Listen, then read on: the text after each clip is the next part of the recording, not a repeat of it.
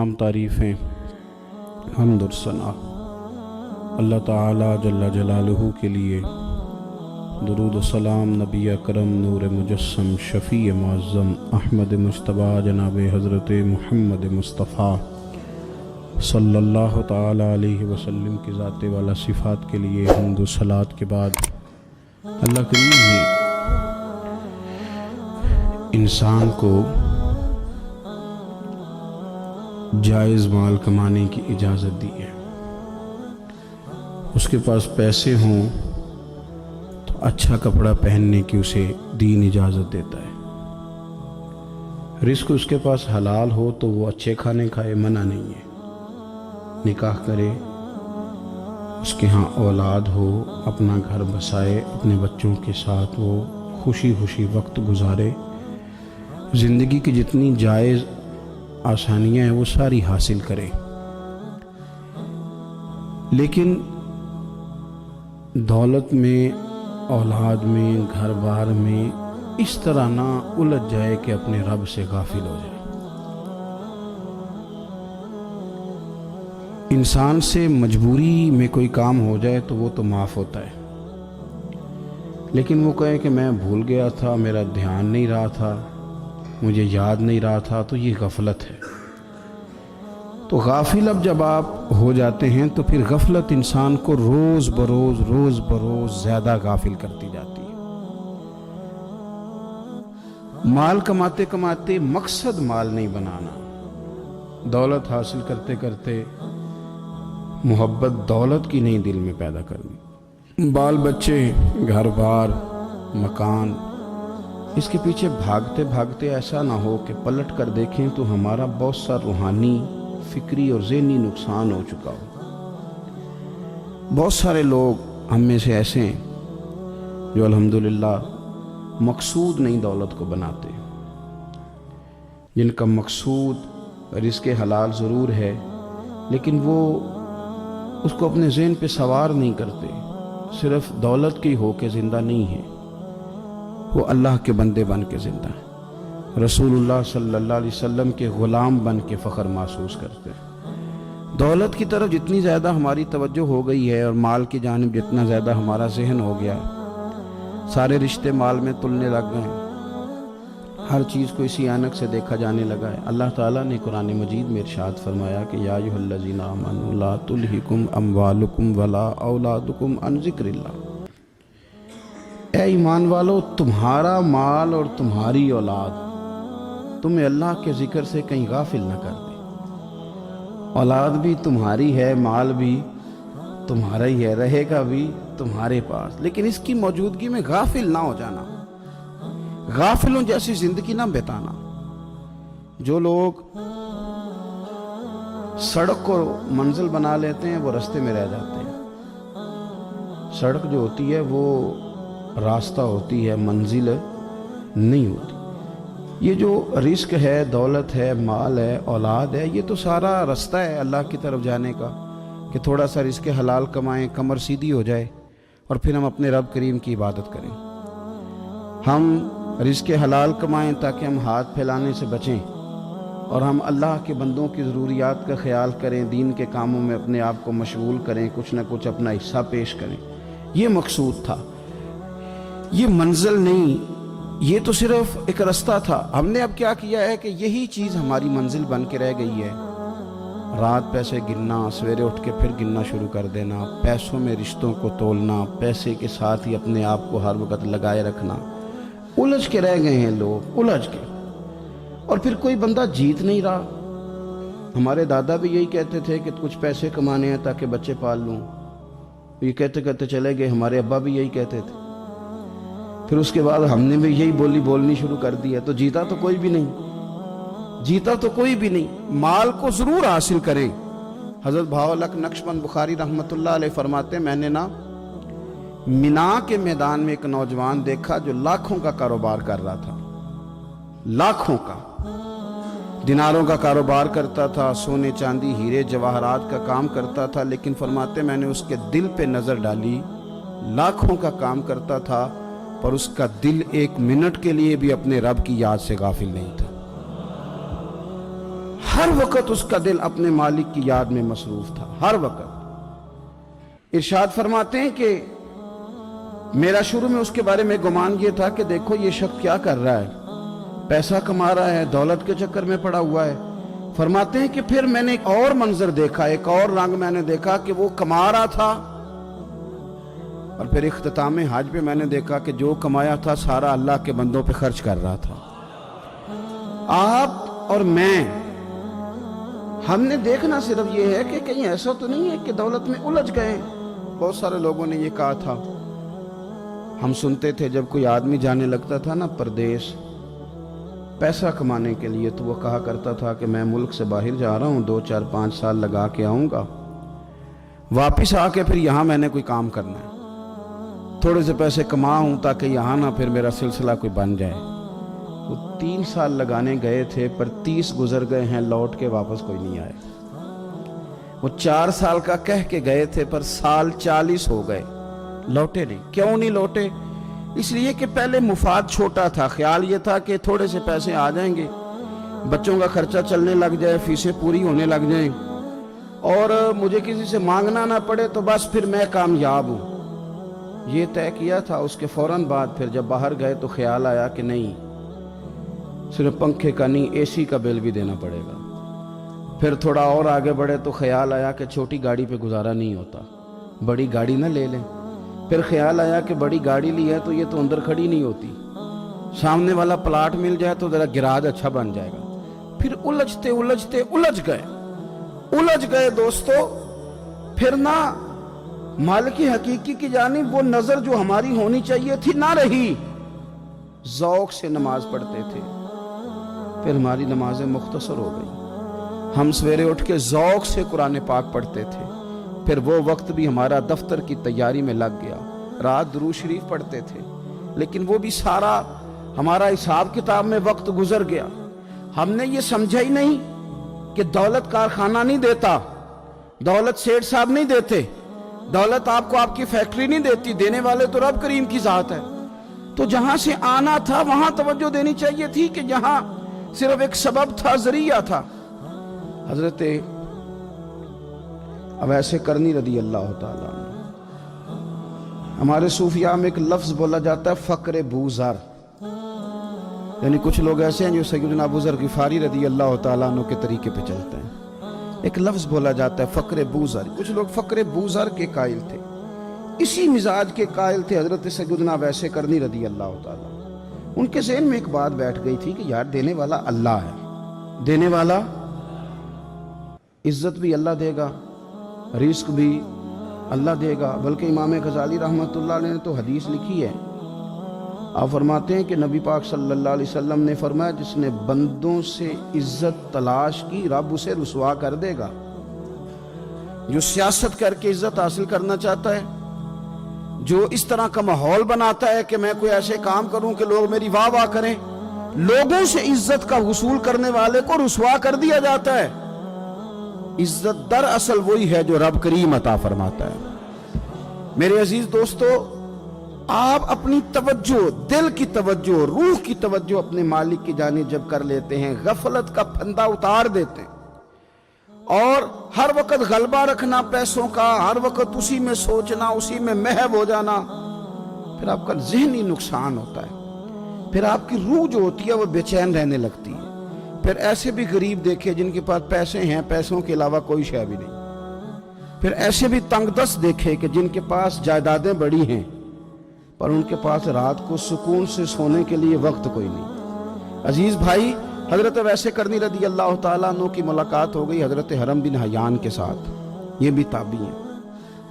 تو حضرت حرم بن حیان رحمۃ اللہ علیہ کہتے ہیں یہ نا ہم تو خیر بڑی ساری باتیں سنتے ہیں تو نصیحت نہیں نہ حاصل کرتے، ویسے بھی یہ دور تقریریں کرنے، تقریریں سننے کا ہے۔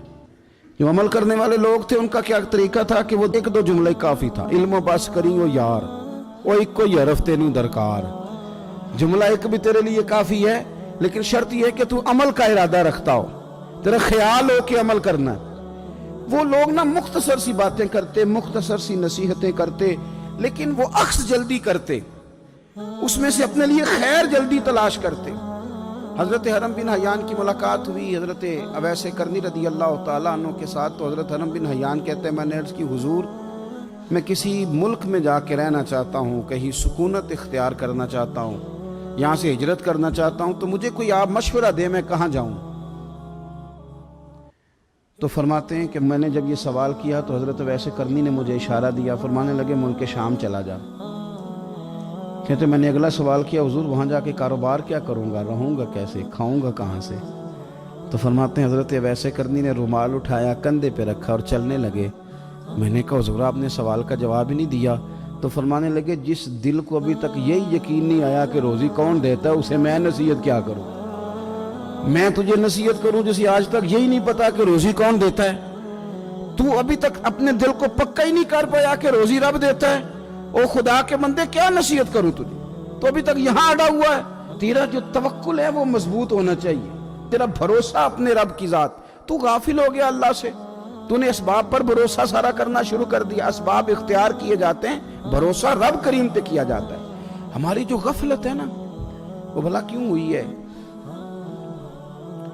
وہ اس لیے ہوئی ہے کہ پیسے کسی کو بھی برے نہیں لگتے، پتہ نہیں ان میں کیا کشش ہے۔ یہ نہ آپ کسی جگہ بھی ان کا نام لے لیتے ہیں، یہ کسی جگہ بھی آ جاتے ہیں تو یہ برے لگتے ہی نہیں۔ یہ جناب بڑی بڑی فقیری کا دعویٰ کرنے والے اور لوگوں کو طریقت اور تصوف کا درس دینے والے ان کو بھی اچھے لگتے ہیں۔ یہ تو جناب جو لوگوں کو کہہ رہے ہیں فقیر ہو جاؤ فقیر ہو جاؤ، وہ خود امیر ہوتے جا رہے ہیں۔ یہ پتہ نہیں ان میں کیا ایسا خاص۔ ہمارے ایک استاد تھے تو مزاج میں بڑی ظرافت تھی، حالانکہ بڑے اللہ والے بندے تھے، تو بات بڑی وہ دل لگی کیا کرتے تھے۔ تو ایک دن ہم نے پوچھا استاد جی خوشبو کون سی اچھی لگتی ہے؟ کہنے لگے بیٹا جو پیسوں میں سے آتی ہے وہ مجھے بڑی اچھی لگتی ہے، اس لیے کہ ملتے کم ہیں۔ ہمارا نا جب اس طرح کا ذوق بن جاتا ہے نا، آپ مزاج بنا لیتے ہیں پیسوں کا۔ لوگ سمجھتے ہیں کہ غریبی کا ڈر شاید زیادہ ڈر ہے، لیکن کبھی آپ دروازہ رسول پہ جائیں نا تو حضور نے تو کوئی اور ڈر بیان کیا ہے۔ حضرت ابو عبیدہ بن جراح رضی اللہ تعالیٰ عنہ بحرین سے نا مال لے کے آئے بہت سارا، حضور نے بھیجا، جزیہ لینے گئے یا مال غنیمت کا کچھ مال تھا، آپ لے کے مسجد میں آئے تو لوگوں کو پتہ چل گیا کہ آج مال آیا ہے۔ اب سب کو حصہ ملتا تھا، اس میں سے بدریوں کو زیادہ ملتا تھا، باقی لوگوں کو بھی ملتا تھا۔ تو فجر کی نماز کے بعد لوگ گھروں کو جایا کرتے تھے، لیکن آج پتہ چلا نا مال آیا ہے، تو یہ سیاستہ میں حدیث موجود ہے، سب لوگ مسجد میں بیٹھے رہے۔ حضور علیہ السلام نے فرمایا تمہیں پتہ چل گیا مال آیا ہے؟ عرض کی حضور ہاں۔ فرمایا تمہیں بانٹنے لگے ہیں، دینے لگے ہیں۔ ہم نا غریبی سے ڈرتے ہیں، ہم اپنے بچوں کے لیے دعا کرتے ہیں ان پہ غربت نہ آئے، ہم اپنے بہن بھائیوں کے لیے دعا کرتے ہیں ان پہ غربت نہ آئے، کرنی چاہیے۔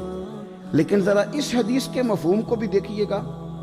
نبی پاک صلی اللہ تعالیٰ علیہ وآلہ وسلم نے فرمایا تمہیں دینے لگے ہیں، مال آ گیا ہے، لیکن میرے قریب نے اپنی امت کے لیے جس چیز کا ڈر محسوس کیا وہ کیا ہے؟ حضور کے دل میں کس چیز کا خدشہ تھا وہ کیا ہے بیان کیا۔ حضور فرمانے لگے لوگو مجھے تم پر غربت کا ڈر نہیں، یہ ڈر نہیں کہ تم غریب ہو جاؤ گے، بلکہ مجھے تو ڈر ہے کہ تم پر دولت پھیلا دی جائے گی، تم زیادہ مالدار ہو جاؤ گے۔ خوف غریبی کا نہیں، خوف تمہارے مال کا ہے۔ اور حضور فرماتے ہیں کہ پھر تم انہی باتوں میں مبتلا ہو جاؤ گے جن میں پرانی امتیں مبتلا ہوئی تھی، اور جب وہ اللہ کی نافرمانی میں مبتلا ہوئی تھی تو پھر وہ ہلاک کر دی گئی تھی۔ مجھے ڈر ہے، مجھے ڈر ہے۔ ہاں جہاں دولت آتی ہے وہاں سستی بھی آتی ہے، جہاں دولت آتی ہے وہاں معاذ اللہ عیاشی بھی آتی ہے، جہاں دولت زیادہ آ جاتی ہے وہاں پھر لوگ ہر چیز کو دولت میں تولنے لگتے ہیں۔ جہاں دولت زیادہ آتی ہے میرے بھائی پھر لوگ سمجھتے ہیں کہ ہر چیز میں خرید لوں گا، پھر لوگوں کے ذہنوں کے اندر اس طرح کا فطور آتا ہے۔ حضور نے فرمایا مجھے ڈر ہے تمہارے دولت مند ہونے کا، ڈر ہے دولت مند ہونے کا۔ یارو اپنے پیسوں سے ڈرا کرو، اپنی جائیدادوں سے ڈرا کرو، اپنے مال سے ڈرا کرو۔ وہ ہم نے جو بڑے بڑے محلات تعمیر کرنے شروع کیے ان سے ڈرا کرو، اس لیے کہ حضور نے فرمایا مجھے ڈر ہے۔ حضرت ابو بکر صدیق رضی اللہ تعالیٰ عنہ تشریف فرما تھے۔ ہمارے نا بچے بہت زیادہ آسانی مانگتے ہیں۔ اقبال نے کہا لہو مجھ کو رلاتی ہے جوانوں کی تن آسانی۔ جب میں جوانوں کا مزاج دیکھتا ہوں نا کہ اتنے آرام پسند ہو گئے ہیں تو پھر میری آنکھوں سے لہو بہتا ہے۔ لہو مجھ کو رلاتی ہے جوانوں کی تن آسانی۔ ان کا وجود اتنا آسانی کا ماحول لینا چاہتا ہے، ذرا سی بھی کوئی تکلیف آپ دیکھ لیں، لائٹ بند ہو جائے تو مصیبت کھڑی ہو جاتی، کسی جگہ چند منٹ کے لیے آدھے گھنٹے کے لیے ٹریفک بند ہو جائے تو مثلاً کیا ہو جائے گا، لیکن یہ کہ طبیعتوں میں تلخی، اور جب وہ گاڑیاں آہستہ آہستہ چلتی ہیں تو ایک دوسرے سے آگے بڑھنے کی وہ شدت، وہ ہمارے مزاج میں ایک دوسرے کے بارے میں دل میں بڑے بڑے جملے، کیوں؟ اس لیے کہ ہماری طبیعت آسانی پسند ہے، ذرا سی بھی کوئی رکاوٹ ہم نہیں برداشت کرتے، تھوڑی دیر کے لیے ٹھہرنا پڑ جائے ہمارے لیے بڑا مشکل کام۔ آپ ہمیں ہماری مرضی کے خلاف کوئی بات کر دیں تو ہمیں بگڑا ہوا سمجھیں، ہماری طبیعت میں وہ آسانی ہے۔ یہ آسانیاں انسان کو پھر بڑے بڑے کام نہیں کرنے دیتی، پھر انسان کمزور پڑ جاتا ہے، پھر وہ کوئی کسی انقلابی تحریک کا کبھی حصہ نہیں بن سکتا۔ اگر وہ بڑی صلاحیت بھی رکھتا ہو تو وہ زندگی میں کوئی کارنامہ سر انجام نہیں دے پاتا، کیونکہ طبیعت میں آسانی آ گئی، اس کا مزاج ہی نہیں۔ جس بندے کو گرمی زیادہ لگتی ہے وہ کیسے آگے بڑھے گا؟ یہ سیٹھوں کے بیٹے، مالداروں کے بیٹے، پیروں کے بیٹے، بڑے بڑے جناب مشائخ کے صاحبزادگان، الا ماشاءاللہ آگے نہ بڑھنے کی وجہ کیا ہے؟ صرف یہ ہے کہ طبیعت کا تقاضا یہ ہے کہ ایک آدمی نے رومال پکڑا ہے، دوسرے نے جوتا پکڑا ہے، تیسرا گاڑی کھول رہا ہے۔ جب آپ اس قدر زیادہ ان کو آسانیوں میں مبتلا کر دیتے ہیں، پھر ان کے لیے جہاد کرنا، میدان میں نکلنا ممکن نہیں رہتا، وہ عادی نہیں ہوتے۔ امام حسن اور امام حسین رضی اللہ تعالی عنہما نے جہاد اس لیے کر لیا تھا، بچپن میں ہی 7-8 سال کی عمر تھی تو ماں 3 دن روزے رکھوایا کرتی تھی، وہ 3 دن روزے رکھتے تھے، اور افطار کا وقت آتا تھا تو جو کچھ پکا ہوتا تھا وہ بھی اٹھا کے غریب اور مسکین کو دے دیا کرتے تھے۔ تو انہیں تو عادت تھی بچپن سے ہی، پھر اس لیے ایسا نہیں ہوتا کہ وہ کھانا نہیں پکا تو بچے نے موبائل توڑ دیا ہے، اس کی مرضی کا آج گھر کے اندر جو ہے وہ کھانے کا سامان موجود نہیں تھا تو اس نے ٹی وی توڑ دیا، اس طرح پھر نہیں ہوتا، پھر وہ گھر کا نقصان نہیں کرتا۔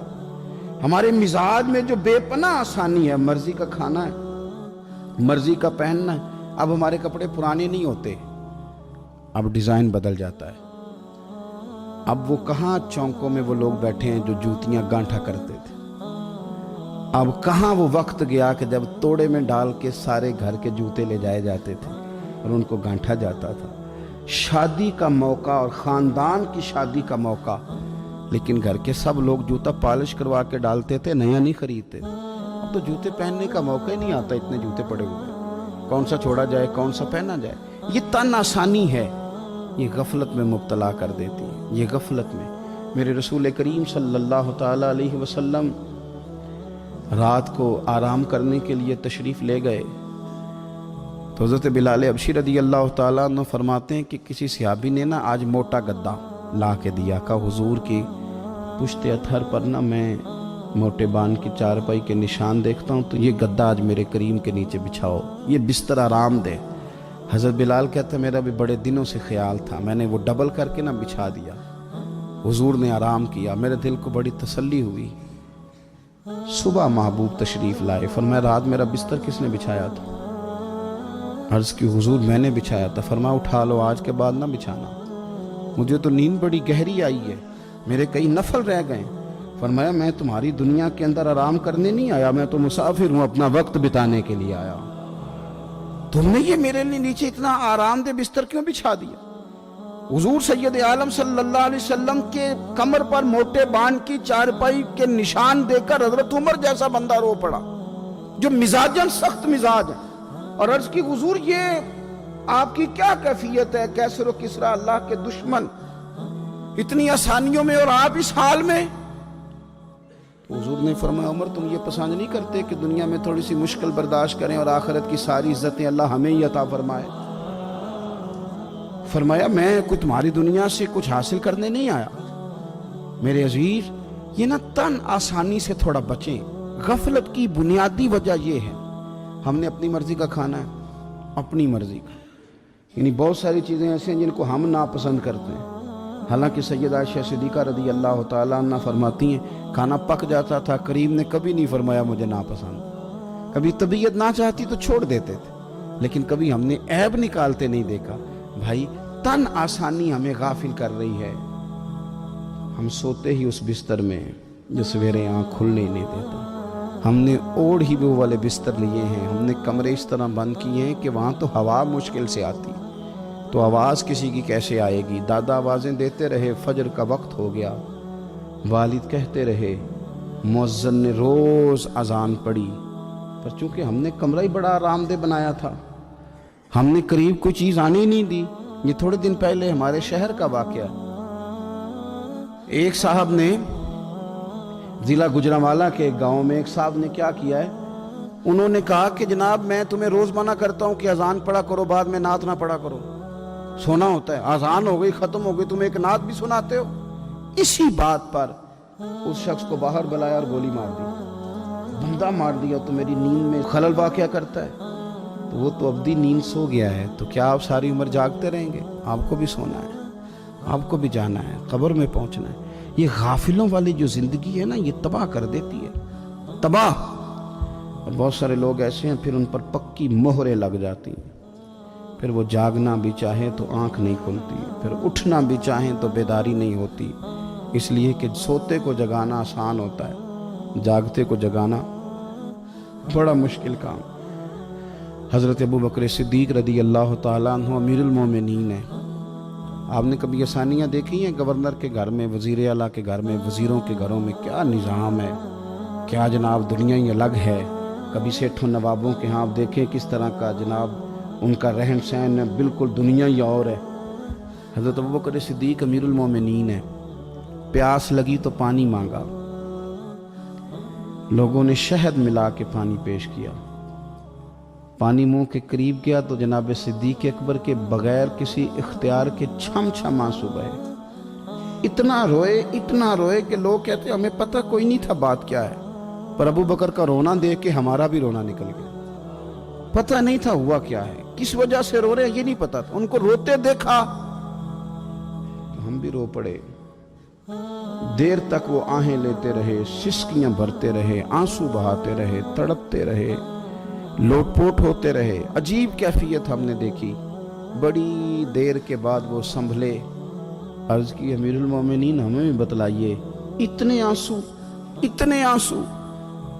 जनाब सिद्दीक़ अकबर रदी अल्लाह ताला अन्हु फरमाने लगे, मैं ना एक दिन हुजूर की बारगाह में हाजिर था, तो नबी करीम अलैहिस्सलाम किसी चीज़ को फरमा रहे थे, हट जा मुझसे, दूर हो जा, मुझसे दूर हो जा, मुझसे दूर हो जा। तो फरमाते हैं मैंने बाद में अर्ज़ की, हुजूर आप किस चीज़ को हटा रहे थे? तो हुजूर फरमाने लगे, मेरे पास दुनिया आई थी, तो मैंने उसे कहा तो मुझसे दूर हो जा, मेरे करीब ना, दूर हो जा। तो हुजूर फरमाते हैं वो मुझसे चली गई, पर जाती दफ़ा कह गई है कि हुजूर आपने तो मुझे अपने से दूर कर दिया, पर आपके बाद वाले मुझसे बच नहीं सकेंगे, वो मुझे कबूल कर लेंगे, वो मुझे बड़ी बड़ी सेफ अलमारियों में जगह देंगे, वो तिजोरियों में भर लेंगे, वो मुझे रख लेंगे, पसंद कर लेंगे। हुजूर ने फरमाया तू हट जा। हज़रत सिद्दीक़ अकबर फरमाने लगे, मैं पानी मांगता हूँ, मुझे शहद देते हो, मुझे दुनियादार ना कर देना, मुझे इस आसानी में मुब्तला ना कर देना, मुझे डर लगता है उन लोगों में ना हो जाऊं जिन पर दुनिया फैला दी गई, फिर वो अल्लाह के जिक्र से गाफिल हो गए। भाई कितने दुख की बात है कि कुछ लोगों ने पिछले रमज़ान शरीफ को कुरान मजीद खोला था, यानी एक महीने में भी एक कुरान शरीफ हम ख़त्म नहीं कर पाते। क्या हम रोज़ फ़ोन नहीं सुनते? क्या हमारे पास जो SMS आते हैं उनके जवाब नहीं देते? क्या हम अपनी मर्ज़ी से अपनी तबीयत के मुताबिक नींद पूरी नहीं करते? क्या हफ्ते में 1-2 दफ़ा हम बाहर से जाके खाना खाने का प्लान नहीं करते? सारे काम हम कर रहे हैं, टाइम निकल रहा है, दोस्तों के साथ मुलाकातें हो रही हैं, खुश गप्पियाँ जारी, तो क्या वजह है? कुरान पाक हमारा महीने में 1 दफ़ा ख़त्म क्यों नहीं होता? दरूद पाक की मजालिस हम कायम क्यों नहीं करते? हम क्यों नहीं अपने आप को थोड़ा सा वक्त देते? क्यों नहीं हम अपनी रूहानी ज़िंदगी को आबाद करने के लिए थोड़ा सा आगे बढ़ते? क्यों नहीं वज़ाइफ पाबंदी से पढ़ते? क्यों फजर से थोड़ा पहले हमारी आँख नहीं खुलती? गाफिलों वाली ज़िंदगी ना गुजारे। वरना याद रखें, हमारी आँख उस वक़्त खुलती है जब आँख बंद होने का वक्त आ जाता है। उस वक़्त आँख खोलेंगे तो उसका फ़ायदा कोई नहीं होगा। अब वक्त है, अब اب وقت ہے اپنے آپ کو ذہنی طور پر تیار کریں، اپنے دل سے روز کلام کریں۔ جس طرح اپنے پیسوں کا روز حساب کرتے ہیں تو اپنے دینی معاملات کا بھی حساب کریں کہ کہاں کتنی چیزیں ایسی ہیں جو میں نے بلا وجہ چھوڑ دیں۔ غافلوں والا وقت نہ گزاریں۔ ایک لمحہ جو زندگی میں غفلت میں گزرتا ہے نا، غفلت میں، وہ بڑا خوفناک ہو جاتا ہے۔ یہ بھی یاد رکھنا، لمحے غافل ہوتے ہیں پر صدیوں کو سزا بھگتنی پڑتی۔ لمحوں نے خطا کی تھی، صدیوں نے سزا پائی۔ کئی دفعہ ایک لمحے کے لیے بندہ غافل ہوتا ہے، اور حضرت شیخ باہو نے تو کہا تھا کہ جو دم غافل سو دم کافر۔ سانو تے مرشد ہو پڑھایا، ہمیں تو ہمارے بڑوں نے یہ بتایا کہ غافل نہ ہونا۔ جو غافل ہوتے ہیں وہ ایک دن کافر ہو جاتے ہیں۔ اپنے آپ کو تھوڑا سا لگائیں، تھوڑی سی ہمت کریں۔ اسلام تو ہمیں تازہ ہی بڑا کرتا ہے، کہتا ہے تیری آنکھ کھل گیا نا تو ذرا وضو تو کر اٹھ کے، کیوں؟ تاکہ تیری غفلت ختم ہو۔ فجر کی نماز پڑھی تھی، ناشتہ کیا تھا، کام کار پہ گئے تھے، بس لگا تھا کام سے دل لگنے تو زور کی اذان ہو گئی، کہ تو واپس آ جا، غافل نہ ہو جانا، آ جا تھوڑی نماز پڑھ جا۔